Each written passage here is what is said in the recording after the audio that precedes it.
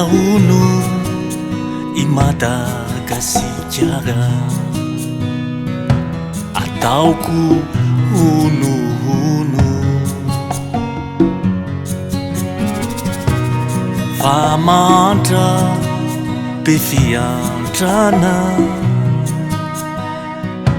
vatsiny daholo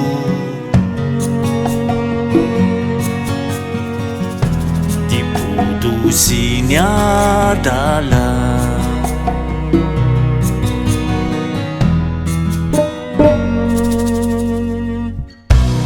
Buritau di hampan rusu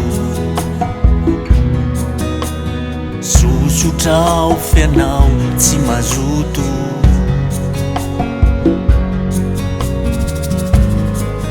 Tena buritau kambami teni Yandi baik kenau sa bedi-bedi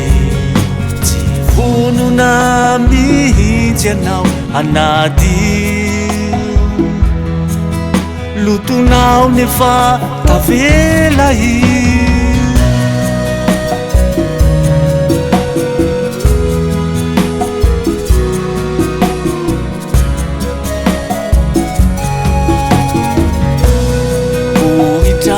Di hampan rusu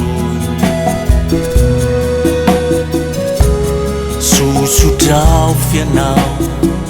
si mazutu